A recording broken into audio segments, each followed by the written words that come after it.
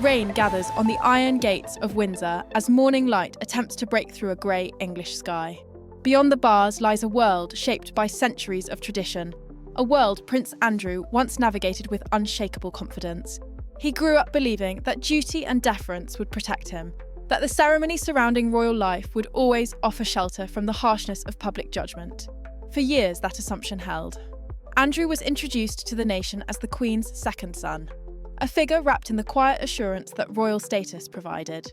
His early years were filled with engagements, uniforms, and handshakes that seemed to confirm a future carved out by birth. He walked through gilded corridors as though they were extensions of his own certainty, stepping into rooms where deference felt guaranteed. But the modern world does not bend so easily. Scrutiny intensified, expectations evolved, and the reverence once granted by default became conditional. The contradiction emerges with clear simplicity. A prince raised to believe in immunity now finds himself living in an era defined by accountability. The armour of status, once assumed indestructible, shows its fragility. As the gates slowly close behind him, they echo a quieter truth: that public trust cannot be inherited. It must be earned, maintained, and defended. And so, a question lingers in the cold air. What becomes of a man whose identity was built upon certainty when the world around him no longer looks away? The viewer enters Andrew's story through this contradiction. A life shaped by privilege, now overtaken by consequence, leaving a prince navigating a landscape that no longer guarantees protection. In the early chapters of Prince Andrew's public life, there was little sense of the turbulence that would eventually define his later years. His identity in those decades was anchored in imagery that felt reassuringly familiar. Uniforms pressed with precision, naval decks washed by Atlantic spray, ceremonial duties performed with practiced assurance. He belonged to an era when royal symbolism still held powerful sway, and Andrew embraced that symbolism with confidence. His naval career remains one of the most respected facets of his life. He served with distinction, famously participating in the Falklands conflict, flying on missions that placed him squarely in harm's way. At the time, the nation viewed his service with admiration. Photographs from the period often show a young man exuding purpose, framed by helicopters, destroyers, and the camaraderie of military life. It was an image that aligned neatly with public expectation, the Queen's son acting with commitment, bravery, and visible resolve. When he returned to public duties, that aura of action translated into a sense of diplomatic certainty. Andrew represented Britain abroad in roles focused on trade and international partnerships. For years, he moved through conference halls, receptions, and meetings with the confidence of a prince whose presence carried built-in legitimacy. He appeared at events across the globe, often photographed shaking hands with business leaders and dignitaries, giving the impression of a man whose future was assured by the stability of the institution he served. But beneath the polished surface, there were quieter questions. Much of Andrew's public image rested on ceremony rather than measurable achievement. His naval service was concrete. His later official work, while significant in reach, often relied heavily on symbolism and royal influence. As Britain modernised and the monarchy adapted to changing expectations, Andrew's approach began to feel anchored in an earlier era. The early 2000s marked a shift in the public landscape. Social media emerged, investigative journalism sharpened its focus, and transparency became a defining feature of public expectation. While the monarchy as a whole faced the need to adjust, some members adapted more readily than others. Andrew, confident in precedent and accustomed to deference, seemed less attuned to the shifts occurring around him. The royal press offices reportedly worked with increasing intensity to maintain a balanced narrative, highlighting achievements and engagements.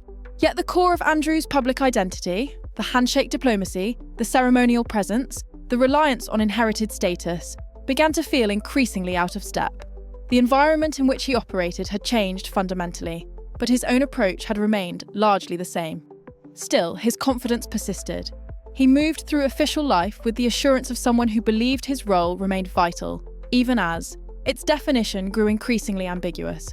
There was a sense of continuity in his posture, his language, his assumptions. It was as though he believed his image could remain intact simply because it always had. This section of the story reveals the fragility embedded within that confidence. The pedestal upon which Andrew stood was polished by ceremony rather than strengthened by substance. For a time, it held. But as the world scrutinised more closely and measured public figures not by titles but by transparency, the cracks became visible. The Andrew of this era was still embraced by institutions, still welcomed by organisations and nations seeking royal association. He appeared at events with the steady rhythm of routine. He remained an established figure of the monarchy. Yet the foundation beneath him was shifting, and the image he projected relied on a framework increasingly out of step with the expectations of a modern audience. The viewer is left with an impression of a prince who, in those years, walked confidently across a landscape that no longer existed. The groundwork of ceremony that once appeared unshakable was in fact delicate, and in time, it would be unable to withstand the pressures approaching on the horizon. There is a tendency in public life to assume that great decline comes suddenly, arriving in a single dramatic moment. But in Prince Andrew's case, the collapse was preceded by years of quiet erosion. The signs were not always evident to the casual observer. They were incremental, discreet, and often overshadowed by more prominent royal stories. Yet for those watching closely, the descent was unmistakable. Andrew's reliance on external benefactors became one of the first visible threads of concern. Reports over the years indicated financial pressures that sat uneasily with the expectations placed upon a senior royal. His lifestyle, shaped by decades of privilege, travel, and residence at Royal Lodge, carried significant expense. While some of his arrangements were perfectly lawful, the optics created discomfort. A prince seeking private assistance for personal needs did not align with the transparency expected in a modern monarchy. Alongside the financial complexities came social associations that raised questions. While not criminal, some relationships appeared ill-advised. Observers noted patterns of judgment that seemed increasingly disconnected from the standards expected of someone representing national values. In earlier decades, such associations might have passed with little notice, but by the 2010s, scrutiny was sharper, the press more assertive, and the public less tolerant of perceived lapses. Within the palace, subtle shifts began to occur. Andrew's portfolio of engagements narrowed, not dramatically at first, but perceptibly. Public commitments became more targeted. Statements grew more measured. The tone surrounding his work changed from confident promotion to cautious management. These were not consequences yet, but they were signs. Signs that the institution understood a recalibration was underway. The media landscape played its part. Commentary surrounding Andrew grew incrementally more critical, not in a sensationalist sense, but in a way that suggested increasing concern. Analysts questioned the sustainability of his role. Former aides, speaking carefully and within boundaries, hinted at unease. And royal correspondents began to note the gradual retreat from prominence. Yet the decline was quiet. There were no sudden announcements, no dramatic removals of titles or roles. Instead, the corridors of influence slowly tightened. Meetings became fewer, invitations less frequent. A prince once considered integral to certain strands of royal work now found himself on a gentler, but unmistakable, downward slope. What makes this period significant is its subtlety. Andrew continued to appear at events, continued to carry out duties, continued to believe in the structure around him. From the outside, the shift was visible only to those who looked closely. But from within the institution, the gap between Andrew and the core of royal life was widening. Royal Lodge, his primary residence, became both sanctuary and symbol. Its tranquil grounds offered privacy, but also distance. As Andrew spent increasing time within its walls, the sense of separation grew. Decisions made at Buckingham Palace seemed further away. Moments of influence appeared fewer. The rhythms of his life became less connected to the public-facing role he once assumed. This quiet decline set the stage for the crisis that would follow. It created a landscape in which Andrew was already vulnerable, financially, reputationally, institutionally. The pedestal upon which he stood had weakened, not through a single blow, but through years of accumulated fragility. For the viewer, this section reveals the true nature of Andrew's predicament. His fall was not a sudden collapse, but the final consequence of a long, unstated retreat from relevance. By the time the storm arrived, the foundations had already shifted. The decline was hidden, but it was real, and it was accelerating silently towards a point of no return. Every narrative of decline reaches a point when underlying tensions become impossible to ignore.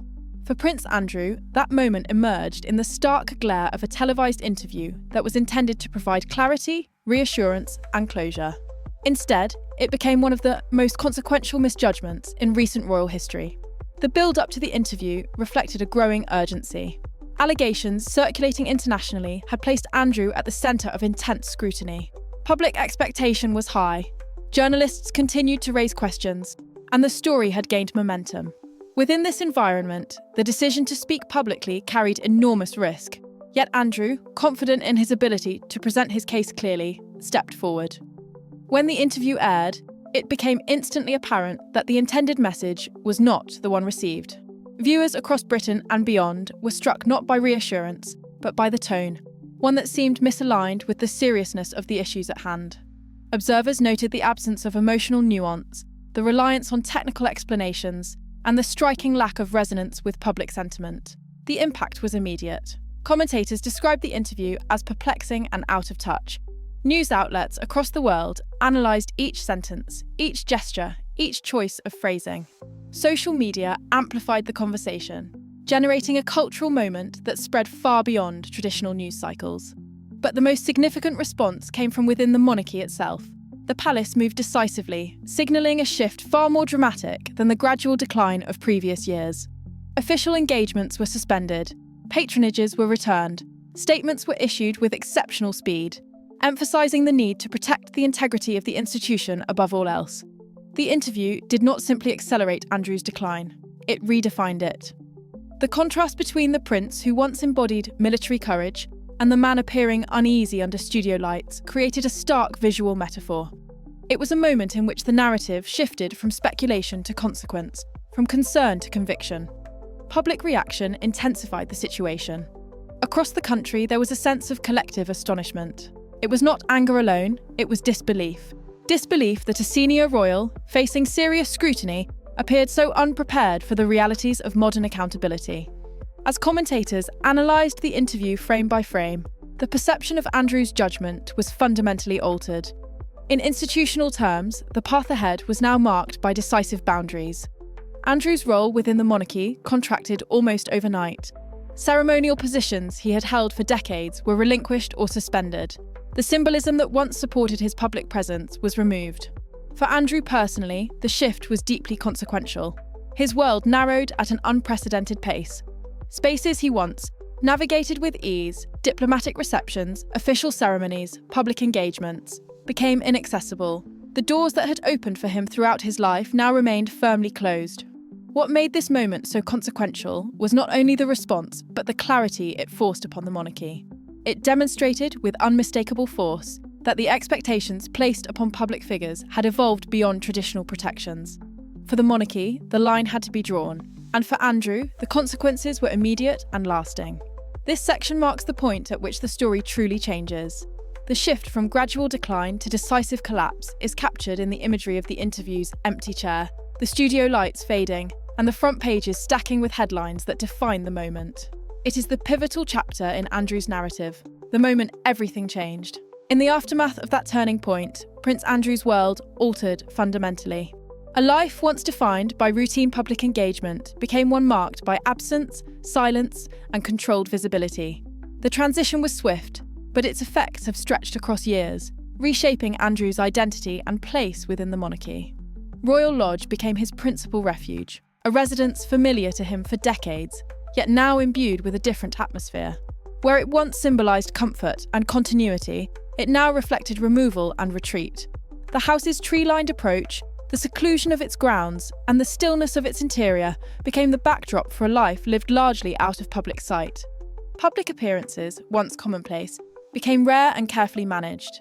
Even routine moments, a drive through the Windsor estate, a brief appearance near the Long Walk, attracted cameras and commentary. These images carried symbolic weight, often interpreted as reminders of how far Andrew had stepped away from the core of royal life. Institutionally, the boundaries were clear. King Charles III, shaping a more streamlined monarchy, prioritised clarity and public accountability.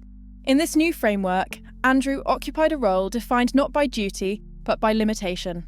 It was a posture of distance, one that reflected both institutional necessity and public sentiment. Within the family, dynamics shifted quietly but unmistakably. Daughterly loyalty endured, with Princess Beatrice and Princess Eugenie maintaining their closeness. Yet they too navigated their public roles carefully, aware that association carries responsibility. Their appearances, their projects, and their public comments all reflected a sensitivity to the broader context surrounding their father. Sarah Ferguson remained a particularly steadfast presence. Their long-standing bond, unconventional yet enduring, took on new depth in this period of contraction. She provided companionship, stability, and practical support, visiting regularly at Royal Lodge and maintaining a sense of continuity in Andrew's life. Their friendship, often described as one of mutual reliance, became an increasingly important anchor. Yet even with personal support, Andrew's life grew narrower. His charitable work ceased, patronages were returned, ceremonial roles slipped away. Moments of institutional relevance became the exception, not the norm. Public expectations shifted dramatically. Gestures that once seemed routine became scrutinised for symbolism. A notable feature of the aftermath was its quietness. There were no major public addresses from Andrew, no interviews, no clear attempts at a return. Instead, the rhythm of his days became defined by privacy. Reports occasionally surfaced of his routines, rides across the estate, time spent with family, meetings with advisors. But these glimpses formed a picture of a life lived with considerable restraint. Royal Lodge, the house that now shapes his existence, functions as both home and boundary. Its gates mark the start of an existence where movements are limited not by royal protocol, but by public perception. Within its walls, Andrew's world is smaller than it has ever been, shaped by necessity rather than privilege. The monarchy's posture remains consistent. Its focus is on stability, on maintaining public trust, and on defining its future without ambiguity. In this context, Andrew's position is set apart, recognised as a member of the family, but not as a representative of the institution. For the viewer, this section offers insight into a life lived in the shadow of consequence. It is not presented with sympathy or severity, but with clarity, a depiction of a prince whose reality has shifted from public prominence to private containment. It is a life defined less by influence and more by absence, situated at the edges of an institution that has moved forward without him. In the quiet stillness of Andrew's later years, a larger truth becomes visible, one that extends beyond the individual and speaks to the nature of monarchy in a modern age. His story reflects not only personal choices, but the movement of an institution navigating the demands of transparency, accountability, and evolving public expectation. For generations, the monarchy operated within a framework that offered protection to those born into its ranks. Public scrutiny existed, but it was tempered by deference. The private conduct of its members was often shielded from intense inspection, and the institution's authority rested heavily on tradition. Andrew's life, particularly in his early years, was shaped profoundly by this environment. But society has changed. The reverence once granted automatically has diminished. Trust must now be earned. Accountability, once a secondary consideration, is central. The monarchy, while still steeped in centuries of history, now functions within a world that expects clarity, responsibility, and moral consistency. Andrew's story illuminated these tensions with unavoidable clarity. His decline did not occur in isolation. It intersected with broader shifts in the public's relationship with the monarchy, a demand for openness, a desire for integrity, and an expectation that status alone cannot justify exemption. The consequences he faced, institutionally and personally, reflected the necessity of aligning the monarchy with these expectations. For Andrew himself, the path forward is narrow. His life is now defined by reflection rather than engagement, by retreat rather than prominence. The doors that once opened readily are firmly closed. His influence has diminished to the quietest of circles, and his public role is effectively consigned to the past. Within this reality lies a particular weight, the weight of understanding how judgment shapes legacy. Yet within this personal story lies an institutional message. The monarchy endures precisely because it adapts. It recognises moments when boundary lines must be redrawn to maintain credibility. Andrew's experience, difficult as it has been for the family and the public, served as a defining moment in that process of adaptation. In the soft dawn light of Windsor, when the corridors are empty and the day has not yet begun, the reflection becomes sharper. Titles may be inherited, but legacy is not. Legacy is shaped by choices, by conduct, and by the moral understanding that public life demands. Andrew's story, from privilege to consequence, offers a reminder of what happens when these elements fall out of alignment. And so, the viewer is left with a simple, steady truth. Birthright may open the first chapter, but it cannot determine the last. In the monarchy of the 21st century, judgment, not title, defines the arc of a life. And it is judgment, above all else, that determines how history will remember a prince.